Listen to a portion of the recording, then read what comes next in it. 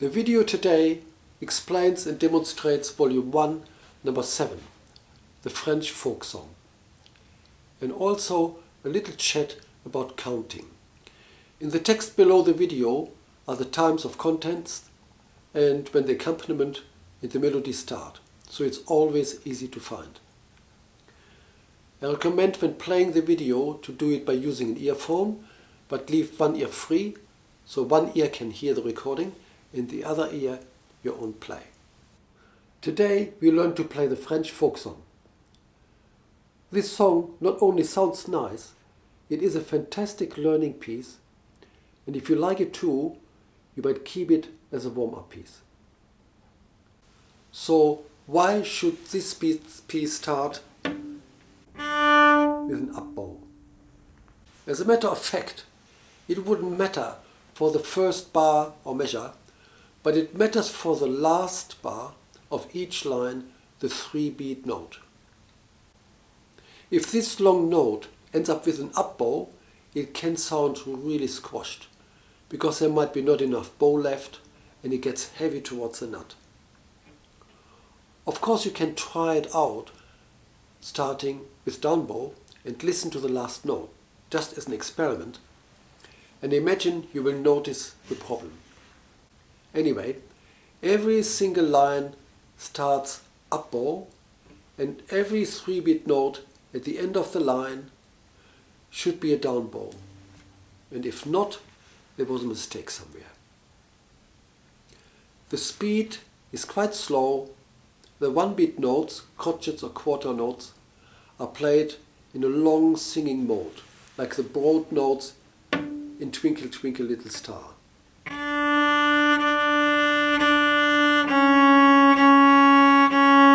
And so on. And now to the left hand.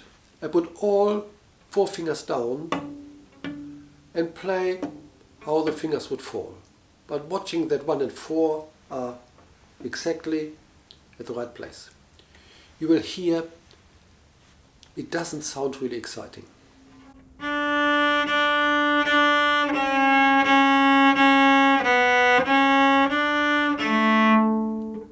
That sounded beginnerish. Now I put 2 and 3 together and order them to move closer to 4. And so they did. 2 and 3 will move only easily when the hand sits a bit slanting.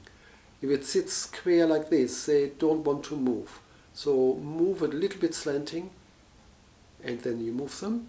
And now I play it again.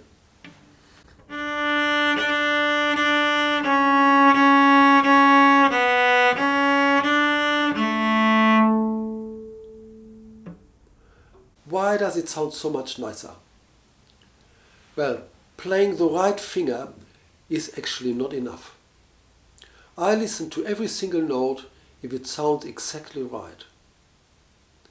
The note we start with is a D. And this song is written in D major. And the D is called the key note. The 3 underneath the D is called the leading note. It's a C sharp. And we can hear it wants to be close to the key note. And not. So if a note is not played at exactly the right spot, it can sound beginnerish. So if the 3rd finger, the 2 can go with it, is placed shorter to 4, even as a beginner, you can sound like it's played by a good cellist. In string playing, the distances between the fingers are not totally even. Somehow the tones, that is, when a finger is in between 1 and 3, like from 1 to 3, can be a bit larger. The semitones, that is finger to finger like 3 and 4, can be a bit smaller than half the distance from 1 to 3. It is like magnets. The semitones want even to be smaller. They attract each other and want to lead to each other. Whereas the tones push each other away, like if you put the wrong ends of the magnets together. Now I play the whole piece, start about in the middle of the bow, a bit tilted in, held lightly, and move it from the elbow. And in the left hand, all fingers down on the A string, thumb under 2, arm low, and I put already 2 and 3 at the right spot before I start. I count in. 1, 2, 3.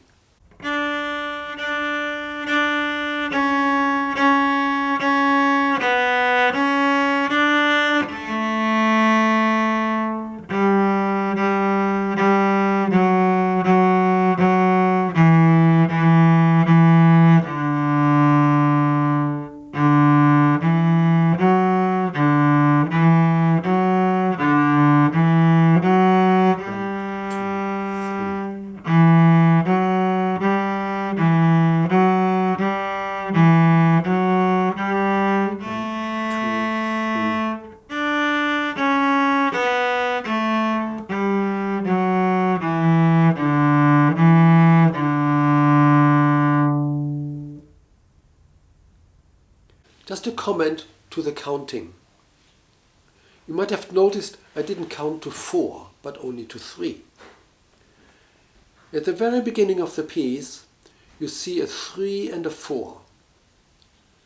And the 3 means there are 3 beats per bar, and the 4 underneath means there are quarter notes, or crotchets. So I have 3 crotchets per bar. And now I play the accompaniment. It is too advanced for students at this level. 1, 2, 3.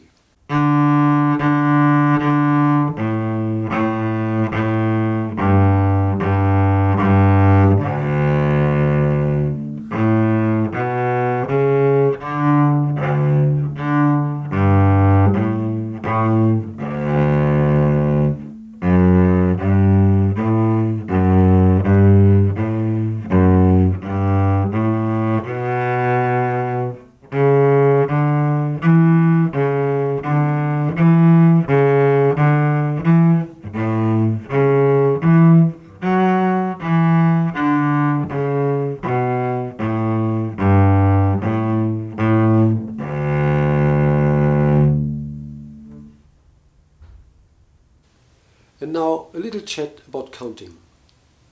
The very vast majority of all our music is based on a regular beat, like I counted in before. And that goes back to that even in symphonies, concerts, and sonatas, the character of movements goes back to a dance. And of course, in a dance, the timing has to be predictable. All of us have heard in a band that the members counting in 1, 2, 3, 4, and then the start.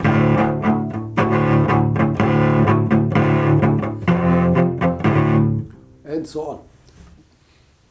The counting in has to indicate exactly the speed of the beat for the following song or piece, and so it makes sure that all band members play and stay together from the very first note on. You might have noticed when I count in, I don't say 1, 2, 3, 4, and then I nod and hope you know when I start. But when I count in 1, 2, 3, 4, 1, this 1 will be the continuation of the speed of the beat before, like 3, 4, 1. So you know when I come in. The beat is like the clock or pulse or the heartbeat of the song or the music piece. Many tap their foot naturally without thinking to the beat of the music. The numbers of beats per bar or measure is a written number on top of the numbers at the beginning of the piece. And C means 4 beats per bar or measure, and otherwise it is written like in the French folk song 3 or 2 or 7 or whatever. So why do we need to count that at all? Why can't we just feel the beat? It is actually because humans are not very intelligent. If we have, for example, to tap our foot 6 times and don't count at all, we lose track how many there were unless we count numbers. I tried it with flour, putting 6 cups of flour in a bowl and push any notion of number and rhythm out of my mind. I got lost like a horse which can't count. And that's why we need to count. But I count mainly when I don't know a piece, and when a note or a rest is longer than 2 beats. For 2 beats or 1.5, personally, I don't count numbers, I just feel the pulse. So why would I not count then anyway all the time? That is because counting makes our mind busy for tiny amounts of time, and we can lose the sense of a longer melody, and that's called phrasing. So once I know a piece, I count only notes longer than 2 beats. I play an example from another French piece, and some of you might know it. It is a Swan by Saint-Saëns. And first, I count now every beat. 3 and 4 and 5 and 6 and 1 and 2 and 3 and 4 and 5 and 6 and 1 and 2 and 3 and 4 and 5 and 6 and 1 and 2 and 3 and 4 and 5 and 6 and 1 and 2 and so on. And now I count only the longer notes, and apart from this, I feel the pulse. And that's actually, the Swan is a good example for phrasing and for symbolism actually. The piano plays da-dee-dee-dee, da-dee-dee-dee, da-dee-dee-dee, 1, 2, 3 in what's called semiquavers, da-dee-dee-dee, da-dee-dee-dee, da-dee-dee-dee, 4 notes per bar. And this piano play indicates the waves. And then comes the Swan in, and the Swan is a cello. And now I count in the da-dee-dee-dee, and then I just stop counting, and I'm the Swan. Da-dee-dee-dee, da-dee-dee-dee, da-dee-dee-dee.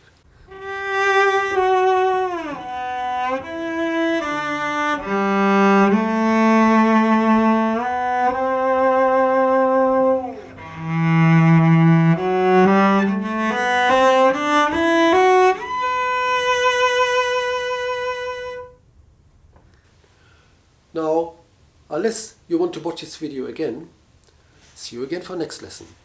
Goodbye for now.